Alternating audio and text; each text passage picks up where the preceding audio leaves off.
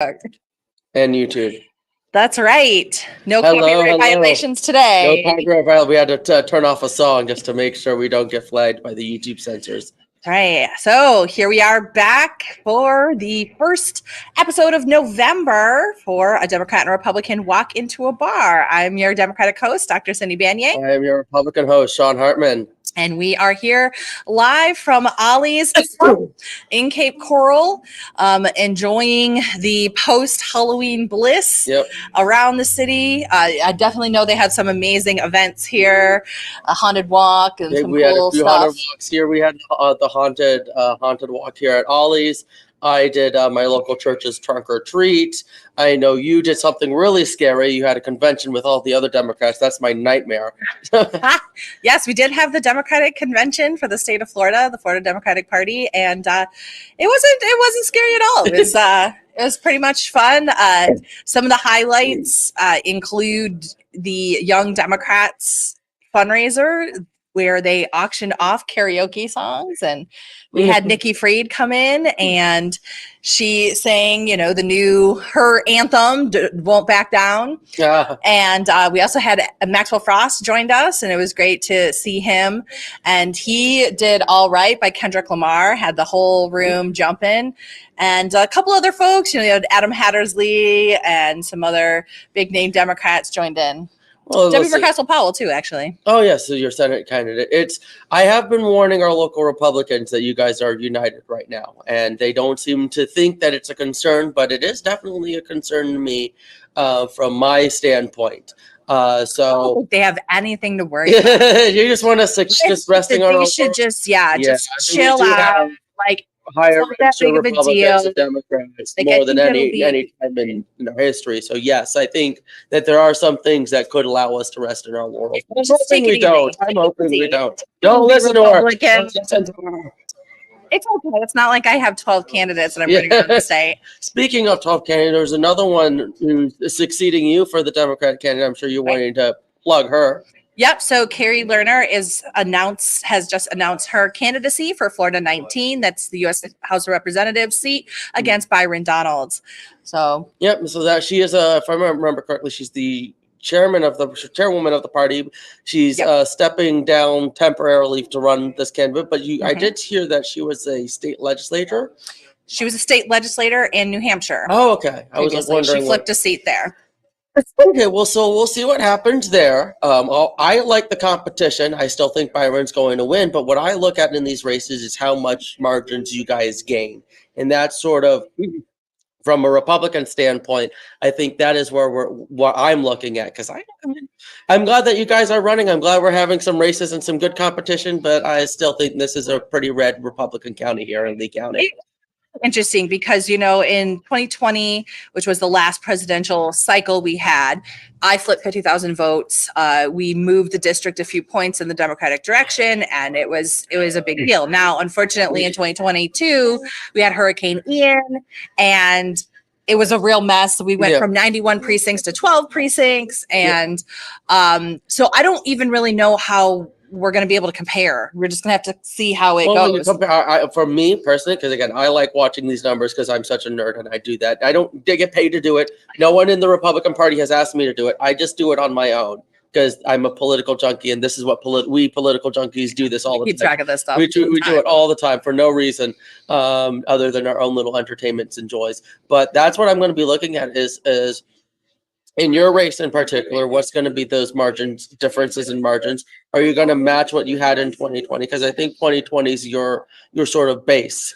You're kind of basing it off of that, because that was when I saw your numbers in 2020, I was like, oh crap. Yeah. I was worried, and then I was thankful that 2022 it reversed. But 2022 was just a whole big problem. And of course, a lot of that had to do with Hurricane Ian and right. Limited number of voter turnout as well. So we'll see what happens come 2024, which is a presidential election year. Yep. And you guys are going to have the abortion issue on the ballot, from my understanding now too. So that's going to draw a lot of Democratic. And legalization of marijuana, recreational legalization. Is that on the ballot? Yep, Good. that's on the ballot as well. Ooh, I actually, we both support that. So that's one of those things. And there's actually a much larger contingent of Republicans now these days who are pro legalization of marijuana. And I'm very thankful for that because it's a freedom issue. We're going to be the free. That how many of the Republican officials who are elected are not pro legalization? Oh no, no, it's definitely one of the things I have attacked good friends of mine and colleagues of mine. I have definitely called them out on it, but there are, I without naming names, I could tell you there are people in high up within the Republican Party who are very supportive of marijuana legalization. I mean, but won't voice it. Republicans who smoke pot. Yeah. So, I mean, it's Yeah.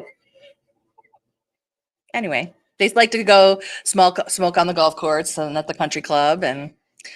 Anyway, but it's the difference between what the popular opinion is versus what the legislators think. So, there's a lot of high-ranking Republicans who are not in support of recreational legalization. So it'll be an interesting referendum coming up in 2024. Abortion should be on the ballot as well. It looks most likely like the clean water, right to clean water is not going to be successfully on the ballot because we will have not reached the 900,000 petition threshold in time. So, but at least the goal, keep going with dirty water. Darn it. Yeah. Well, the goal right now is to get to the 250,000 threshold for the constitutional review, and then try again next cycle. So, what's the Constitution? What do you explain that? I don't even know that. So in the state of Florida, every referendum actually is an amendment to the state constitution. Of course, yeah. And basically there's a review that is triggered once you reach a threshold, and it varies from year to year, but it's basically 250,000 good signatures. And basically the lawyers and the scholars kind of look at it and say, yes, this language is, okay to put into the Constitution, or no, it's not. So it's entirely possible to get enough petitions and have it be rejected at the constitutional review phase. But the abortion initiative has already passed. The legalization initiative has already passed. The abortion initiative is on track to get enough signatures to qualify. The legalization already has enough. Okay, perfect. Thank God for all those pot smoker Republicans. Yes, thanks. But actually, the recreational one was well ahead of the game because it was well funded by a series of corporations, including True Leave, who wants to come into Florida here, and they basically single-handedly funded that campaign. Oh yeah, no, those signature posts were all over every single True Leave. Not that I would, actually, but yeah. So, but yes, every single, they were in the True Leaves for sure. Trust me, I would know. Anyway. But yes, we're very supportive here of legalizing marijuana. I think it's more than enough time, long past time that we legalized it. Yeah. So that'll be interesting. So both of those referendum, by the way, are anticipated to bring out a higher Democratic voter turnout, which is part of the strategy of putting it on the ballot, aside from, the rollback of the abortion rights in particular. But, and frankly, the legalization one, I mean, just a company wants to get it done. So they're like, let's rock and roll. Yeah, let's do it. But it will likely bring out a larger percentage of Democratic voters. Yeah. I mean, you'll get some Republican voters who will support that too, as well. And of course, the Libertarians. But outside of that, yeah, you're right. It is mostly one that Democrats like to champion. I mean, and actually, because we were just talking a little bit about the disconnect between popular opinion and the electeds, a lot of the recent referendum in the state have passed by large margins, and it's not necessarily reflective of the way that people vote. For instance, the rights restoration passed by 65%. The minimum wage. The minimum wage passed by 65%. The previous medical marijuana passed by, I think it was the largest margin in history. I think it was over 70%. And so I think that there definitely is a disconnect between what people think and want out of their government and what the parties are about. Yeah, I actually agree with you there. I think you have a lot of policies that are mostly Democrat that are passing through referendums through the popular vote statewide. But again, with how how we have our districts drawn out, and a lot of that being with gerrymandering. But even without gerrymandering, we look at representatives and the fact that we have a party system where it's whoever is your party's nominee is who you support, and party loyalty is at this point part of people's identity, you know. So Right. so at that point, And it's just completely separate from policy and it's a and completely issues. separate from policy, and you see this a lot It is. with the styles of Republicans and the styles of Democrats. You know, you have Republicans, especially here in Florida. You have some who are moderates and some who are more like Trump populists, and some who are more traditionalist conservatives, and some who are more libertarian.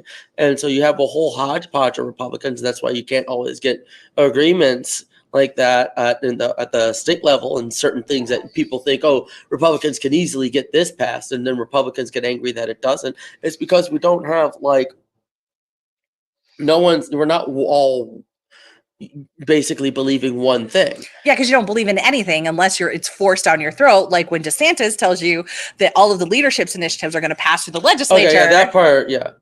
But generally speaking, before Ron DeSantis decided to take over the legislature, which we've discussed in previous episodes, where we're not very, I'm not very comfortable with that, because there needs to be that separation from the legislature and the executive branch. Absolutely. There needs to be that level of independence, and they used to have that before with the Senate presidents and the House speakers. They would be able to say no to the governor because they were the ones in charge of the legislature. So I'm also going to push back here. Empirically, what you're saying is just actually not correct. There's not a huge diversity of thought within the Republican Party. There's a diversity of personalities and power centers.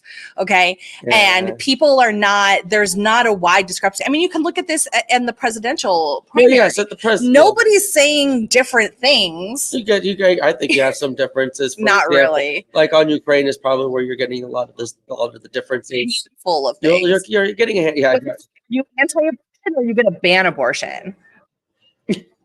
No, it's true. It's like how are you going to keep abortions to the states versus a national abortion ban? Yeah, I mean, I definitely disagree with you. I think that there are ideological differences within the Republican Party. I think we are from the base, not necessarily the politicians as always, but the base has a wide variety of people. I don't think the base has any fucking idea about policy at all. I think a lot of base people in both parties don't really have an idea about policy. Democrats are pretty grounded in policies, and actually that's the big criticism about like the woke and stuff. These are policies. Those are social policies that people want. Whereas Republicans are about an identity, and it's about wealth and building power and, being not even ideologically, but like identity wise attracted to Trump because people are feeling fearful and disempowered. It has not. Trump takes the whole thing about Trump is like his policies are all over the place and they routinely change, and nobody seems to care. So I don't know about being highly rooted in policy or ideology with the Republican Party. We have discussed that before in general, that a lot of the policy stuff that I'm wonky about, I can't really discuss in Republican circles, which is why I like doing the show, is because we could discuss policy on this show. And usually when I'm with Republicans, I can't really talk about policy because not a lot of them, at least in the Republican circles that I know, are fully well versed in it. But I think that's general with a lot of just general voters don't understand these big policy issues. I don't know. We talk about policy all the time in Democratic circles. And in fact, if you look at the analytics on our websites, the people who are generally speaking going and looking at our policies and want to see us have reflected policies on LGBT issues or women's issues, it's other Democrats. But listen, you go to a Republican political website and they don't even have fucking issues on there at all. It's just like, freedom, guns, America. And it's like, cool. And some handful of pictures and a hot wife. There's only a few presidential candidates that I do see with issues pages. I agree with you there, and that's been bugging me. I'm like, where do you stand on these things? Because it doesn't fucking matter for them, but it absolutely does matter for us. And actually, one of the biggest bifurcations we can see right now in the Democratic Party is over the Israel-Hamas conflict, where you have the progressive wing of the party has become increasingly pro-Palestinian people, and kind of the old guard and the moderates in the Democratic Party are very pro-Israel. And so this actually has really high potential of becoming a friction point for Democrats on Capitol Hill. I can definitely see it as something, especially that Republicans could capitalize on, if they feel, if you have enough Jewish Democrats and pro-Israel Democrats who feel like, oh, the other side is too pro-Palestine, too pro-ceasefire. Then they're going to be like, well, what, you don't care about us? What about the Jewish people? I think a lot of them, especially looking at, I think they announced a national strategy against Islamophobia, which I'm not entirely against, but why are you targeting Islamophobia and not anti-Semitism at the same time? Because I both think are. that there's already policy and programs related to anti-Semitism. Yeah, the point is it would just it was, and then why? The fact is they should be focusing on both.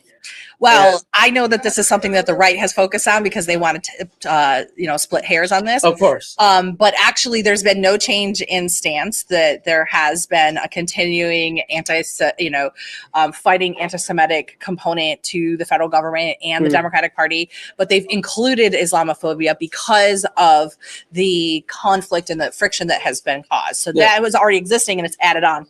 And it's not a shift. Yeah.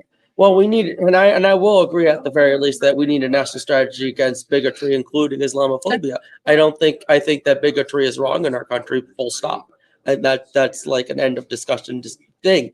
I think this, this whole Israeli-Palestinian conflict has gotten a lot of people in a very aggressive state, and understandably so, because it's an emotional one. How can we really properly talk about this when it's so emotionally charged? I don't think we can. Yeah. And especially, the tragedy is there are real civilian lives, innocent lives, who are affected by this. And just so people understand, this government, the Hamas government in the Gaza Strip, they took over in the mid-2000s. And so that's basically been under a military dictatorship for over a decade now, 2 decades now. And so this isn't controlled, isn't something that Palestine wants. They didn't vote for this government. They voted initially, and then the votes were stopped. Okay. They had elected. Yeah, Hamas got elected in 2006, I believe. Yeah, and they suspended any further elections. Yeah.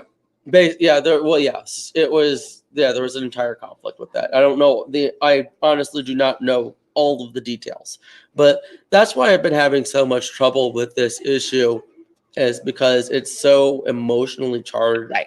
We can't really talk about the real people who are negatively involved, which are civilians on both sides, right, who are hurting, Israeli civilians and the families who've lost their families' lives, people who are still in Gaza now, right, hostages, and of course just innocent men, women, and children in the Gaza Strip, who didn't ask for this, who don't want to be a part of this, and who unfortunately are caught in the crossfire of this war. Yep.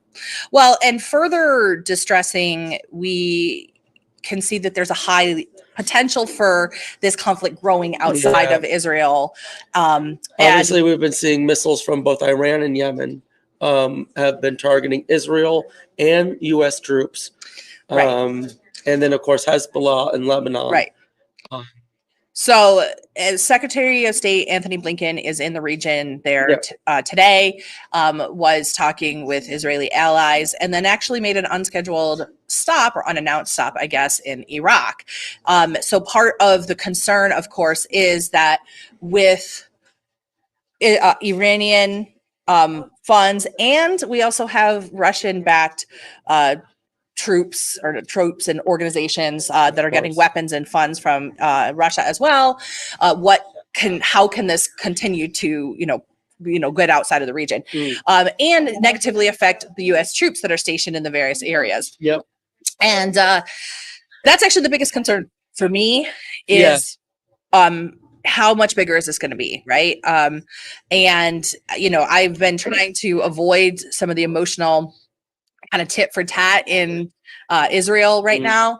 But I'm kind of looking at it from the broad geopolitical strategy, and I'm very, very concerned about this. I agree with you there. I think that I applaud, very, very rare applaud for Secretary Blinken from me for trying to move to avoid further escalation. I think you're absolutely right. The fact that there's going to be a multi-front war, a major regional war, dragging us into a conflict is not what we need right now. And it seems like, we're marching closer to some sort of World War III, with Ukraine, with Taiwan, possibly being another, what's the term? I forgot the term, like major point of interest, I guess. There was a term for it, and I've conflict front. I guess area of conflict that could become within the next year or so is also an area where conflict can start emerging. And then you have the stuff going on in Niger. Let's not forget about that. I don't even know what's going on there. We haven't been so focused on everything else.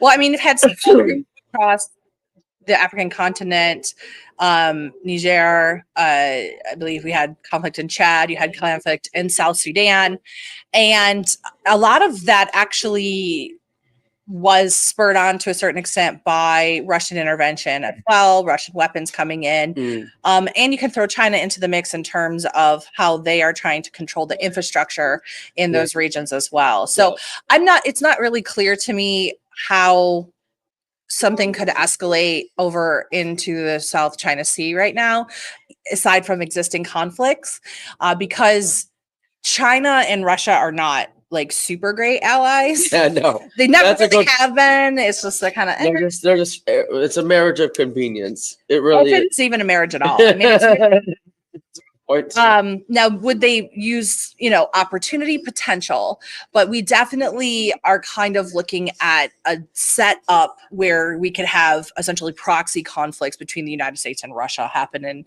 many places across Africa or in the Middle East. Yay, new Cold War. Yeah. So, and that just infiltration and election interference is also something that Russia has been actively involved in and funding right here in the United States as well, and even right down to us here in Southwest Florida. Oh, what's this? I don't know. Oh, there's a significant amount of Russian influence that's happening right here that comes to us via General Mike Flynn up in Sarasota. Oh, okay. Right. And yes, and we have players like known Russian assets, Yvonne Ranklin, who is known as devising the Pence card and disseminating it through the Trump administration to basically pressure Mike Pence into trying to overturn the election.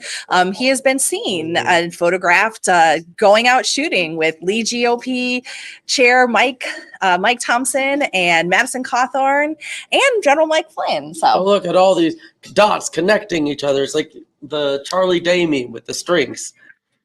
I'm just saying.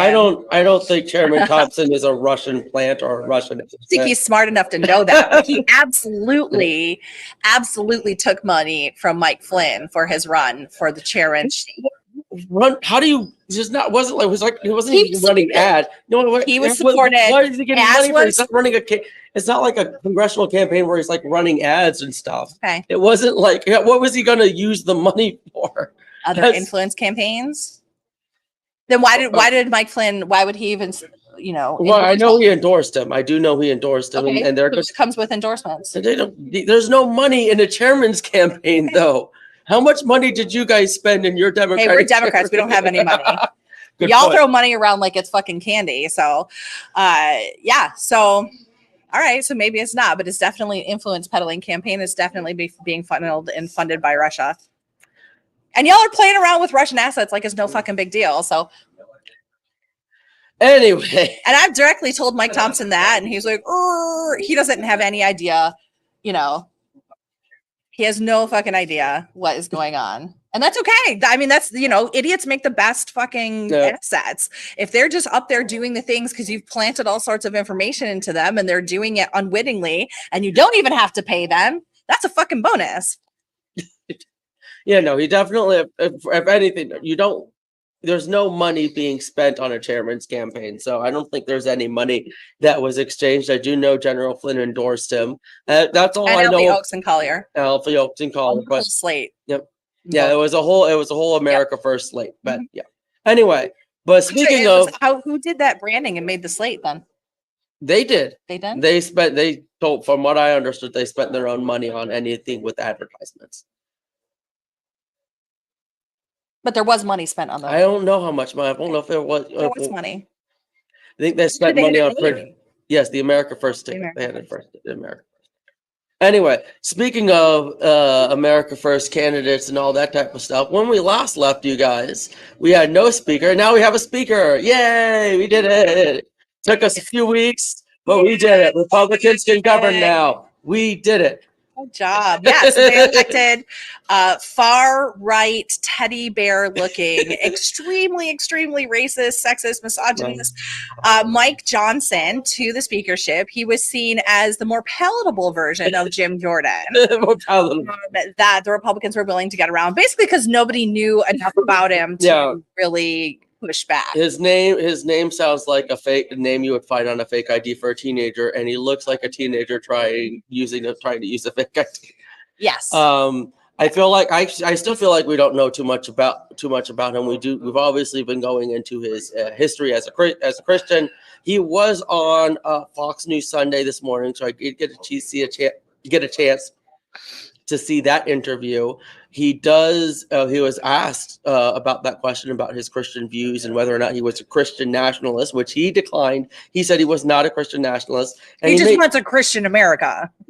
What he said and what he said is like, look, these aren't these social issues. Just because I have my biblical views and I'm public about my biblical views, that's not the same views that all my colleagues share, and we're going to run by consensus, is what he said.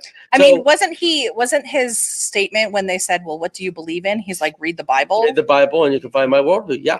Right. So he's governing and his views are aligned with the Bible. His political views are aligned biblically. But as he was saying that as speaker, he's going to be more of a consensus leadership, and that these social issues of abortion, of same-sex marriage, all the stuff that everyone's been targeting him on, he is saying he's not going to bring up because they're not priorities. The other thing he brought up is that they are working on a stopgap measure, a continuing resolution, because we've delayed the time for spending all of 12 days away from the so they are working on a CR. Which at least we're governing now.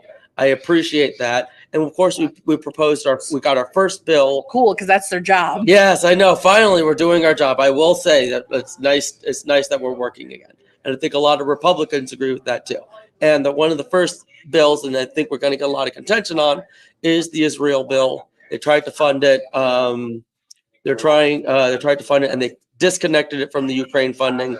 And then they're trying to cut the funding from the IRS to safeguard it. I agree that we should try to get it from somewhere else. But this IRS thing we've discussed, I don't know if we've discussed it on the podcast, but we've discussed it privately, where, these extra IRS agents aren't going to hurt the working class. They're going to hurt the wealthy. They're going to hurt the people like Bill Gates and the CEO of BlackRock, because they're the ones who are tax dodging and doing all that. They're used to target them. So I actually am one of probably the few Republicans who support that funding and support those resources for those IRS agents to go after those elitists who are dodging and not doing, dodging their responsibility as taxpayers. And when they do that, that means taxes are higher on average everyday Americans, the working class. So.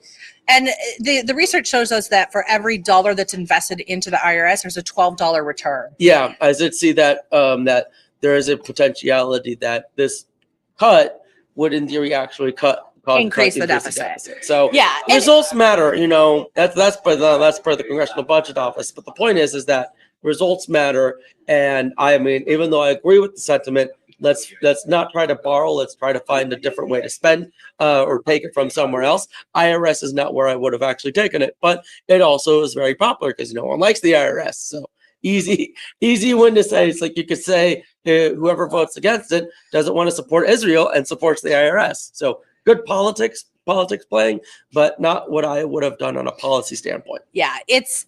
The critique, of course, from the Democrats is that this is playing politics because you're linking a very extreme fiscally conservative position and political desire to reduce funding to the IRS to a funding request to Israel. So this is not, a lot of people are just saying, hey, this is not the place or time. We already dragged our feet for 3 weeks just getting a speaker in. So we're behind the ball when it comes to getting the continuing resolution or in funding the government. And we're behind the ball on sending support to our ally in Israel. So this is definitely not going to pass the Senate. It's already been said by Chuck Schumer. And not Trump, but Biden said that he would veto it as well. But I find that ignoring the IRS part, I think the other reason that a lot of the opposition is there is because they want to link Israel and Ukraine.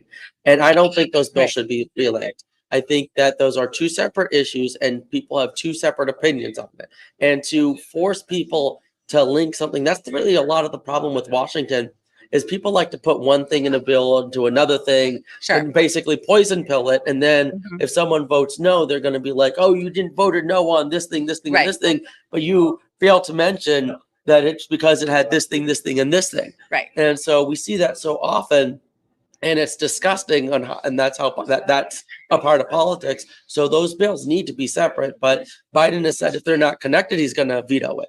And I have a real problem with that because it's like you're basically denying Israel aid because you want Ukraine aid when we've been giving billions. Republicans are denying the Israel aid because they want to defund the IRS. But I feel like they could have if that bill, completely independently. They could have. So let's start where the politics began, and that was with the Republicans in the House playing politics and pushing their extreme fiscal conservative agenda. But even then, if we had one without let's say we did that, right? Let's say we cut out the IRS and did a clean Israel funding and borrowed for that, which a lot of Republicans didn't want to do, but I'm sure a lot of them would suck it up and do it anyway. Let's say we do that, then President Biden would have still vetoed it. Yeah, that's what he says now. Yeah.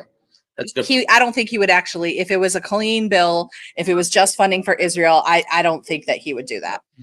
But so you're saying he's not true to his word. Got it. Understood. This is political brinkmanship, and it was started by y'all.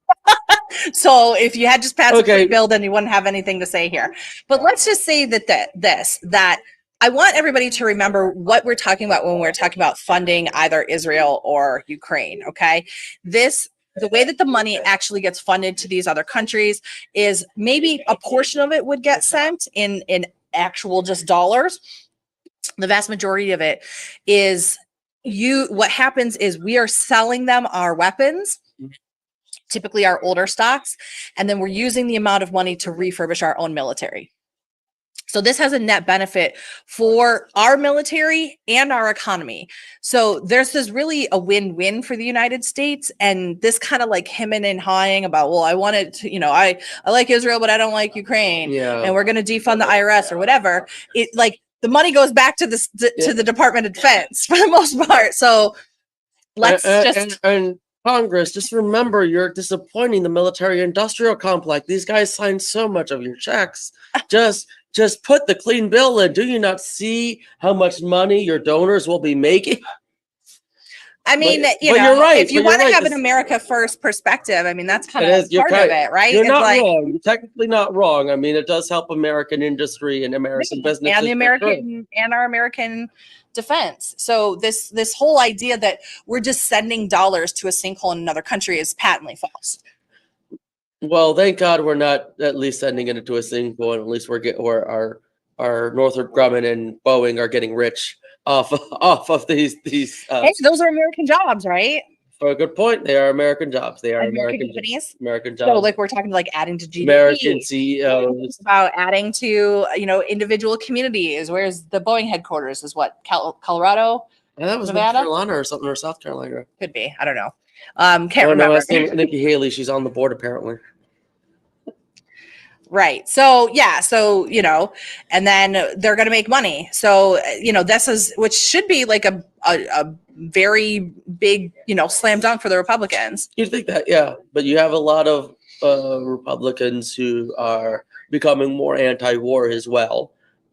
Yes, they are. You're looking at me like I mean, they're becoming isolationists. Yes, that's true. Yes, war is kind of like, not anti-war. It's isolationism. That's okay. That I can kind of agree with you on. We're starting to withdraw. There's a lot of Republicans who are wanting to withdraw from our standing in the world, which you and I both disagree on. We think that it's American leadership, especially when it comes to China and Russia. Yeah, China more specifically. Yeah, exactly. It's like if we leave, the power vacuum is going to be filled by someone else, and most likely it's going to be filled by China. And so we need to have that strength and have that power on a global scale. It doesn't necessarily mean that we have to be intervening and get involved in every single foreign conflict or foreign issue, but it does mean maintaining the international order that has worked for not just us, but for human rights and for people across the globe. that were the systems that we set up. No, system, yeah, like the United A Nations. democracy. United Nations, for example, how many, I'm shocked at how Bretton many Woods systems. Republicans do not like the United Nations when it is an American They creation. have no fucking idea why, though. They're told that this is like, oh, we got to They hate the think it's United a one world Nations. government. And the Right. thing is the Which is United fucking Nation is stupid. weak. It is weak. It's such a weak because we've decided that we want to have national sovereignty. Yeah, And it's a decision to collaborate. Yeah. Right? But it was our system. It was built on Bretton Woods system, which by the way was negotiated in Bretton Woods, New Jersey, which is why I call it Bretton Woods. Okay.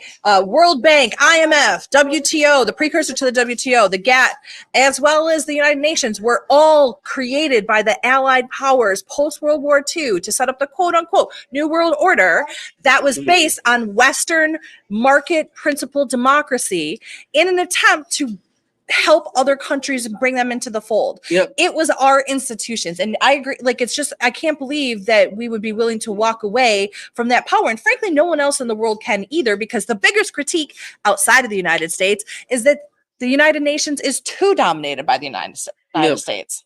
It doesn't seem that way quite a bit because we get a lot of these votes. Like there was the vote in the UN where they wouldn't, I guess, condemn Hamas.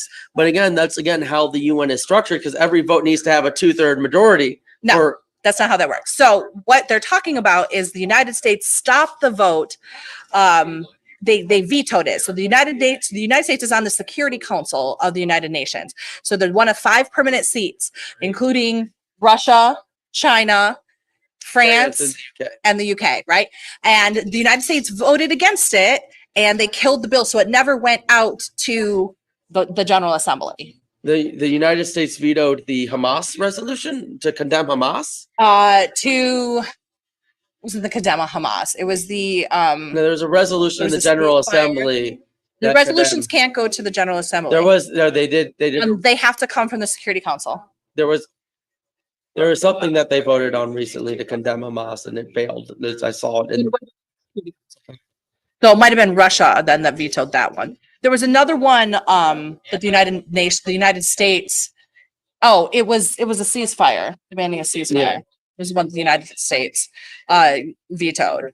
But anyway. Well, all of those powers with veto power, have too much power, if you really think about it. But that was by design. And again, when you think about it, our design. So I mean, like, again, if you're thinking about it, like, who's controlling the globe, these 5 countries, one of them being us, essentially, when you think about it. But again, the UN is not a world government type of situation. Their institutions have some level of power and authority, but they're still within that UN system. And institutions and the UN can't even intervene in a country's domestic affairs unless they ask. Exactly. So that's why, like, the situation, the Darfur genocide, they couldn't do diddly squat because Sudan was saying, don't come in. Right, exactly. Even in PKO's, peacekeeping operations, they have to be agreed upon to come in. Yep. So yeah, that's how that works. But yeah, we control it. So like, why we would give that power away is ridiculous. Yeah. Give that to China and Russia. That's basically what would happen. Exactly. Yep. That would be a disaster. So I 100%. I am one of the last remaining bastions of Republicans who support the United Nations. But I do believe, again, we need to be more of an anti-war party, and I disagree with you. I think that is the direction we are going, and that is why you have a lot of people, particularly with you want the historically hawkish party to become anti-war. I do, yes. Finally, I would like us to bring back the Robert Taft conservative, where we literally had the CEO of Halliburton as vice president. Yes, exactly. Yes, we need to change that. I 100%. Oh, all right. So that's what happened. So now we have a relatively functioning Congress. Yeah. Yay, the government may or may not shut down. We may or may not fund Israel. So we'll see.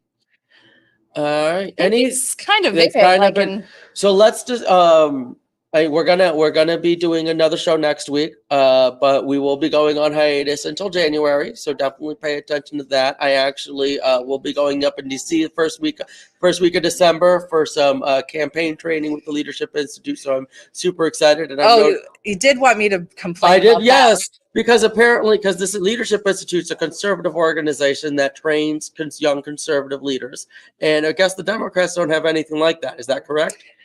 Yeah, we just don't fund things in the same way. Like we have plenty of free resources, but we're end up being quite stingy in turn, and I know this because I've also worked for the Republicans before, and I definitely know Republican parties, Republican events, they are well funded. You got food, you have drink, they'll bring you along. Democrats don't do that. And it's actually, interestingly enough, makes the access to that kind of thing even higher, which kind of goes against some of the principles in the Democratic Party. Yeah. If you don't have the money to go to the training, you don't get to go. So and I was able it's a problem. and then for me, like I got a scholarship, so my expenses are completely paid. They paid for they're reimbursing me for my flight. They're paying my hotel. They're paying my 10 days at the conference. All of it's all expense paid. And so a lot of it does have to do with, like you said, Republicans have money, Democrats don't. I will say that just because the National Party and the State Party and some of the other institutes don't have a lot of money, it doesn't mean we're not trying to invest. So actually, there are a lot of progressive. Yeah, and last weekend we had the Florida Democratic Party convention, and brouhaha in Orlando, relatively modest affair, all things considered. However, us here in Lee County, we fundraised and we sent 5 youth delegates to the convention, all expense paid. So that's we value that sometimes, and we're able to get that through, but it's not as widespread because we just don't have the funds in the same way that the Republicans do. Yes, thankfully we're richer. And anyway, the wine is never free. I do want to bring one more thing up before we go. So on our break, an individual by the name of Pat O'Rourke, a local individual down here, passed away. He is pretty much, I can only say, the exemplar of what it means to be a volunteer and public servant. He, up until he finally went into hospice, which must have been 6 months before his passing, he was out there on his wheelchair, helping the sheriff's office, helping the veterans, helping the animal shelter. Everyone knew him. Everyone loved him. And so my thoughts and prayers are with everyone who loved him. And he is going to be having a celebration of life Tuesday, the 14th at Broadway Palm. I will, of course, be there. Just a wonderful man, well beloved by so many people in this community, and he will be missed. Yeah, absolutely. He definitely was somebody I crossed paths with too along the nonprofit world. He was big in philanthropy, always gave of himself and his funds and his heart and his time. And it's definitely something that we could all take a page from his notebook from. So my water is empty, but raise a glass to pour one out for BPAT. Yeah, BPAT. All right. Yeah. Well, thank you so much for joining us here this week on A Democrat and Republican Walk into a Bar. Please do join us next week, which will be our final live session of 2023. Oh my goodness, can you believe it? Finally, right. And then now the game's. Oh my gosh, right. And then we'll be full swing into campaign season. But come join us next weekend here at Ollie's Pub in Cape Coral. Drinks up at 4. Live show starts at 4:30. If you love this show, we'd love to have your support. Supporting independent media helps keep us going. You can check out the plans and pricing page on the Big Mouth Media website at bigmouthmediafl.com. For as low as $4.99 a month, you can help us keep this show going. We'd certainly love your support. And keep following us on social media as well. Listen and find the edited podcast wherever you listen. Apple, Spotify, Audible, or go right back to the Big Mouth Media website, bigmouthmediafl.com. I've been your Democratic host, Dr. Cindy Banyai. I'm your Republican host, Sean Hartman. And we'll see you next time. Bye-bye.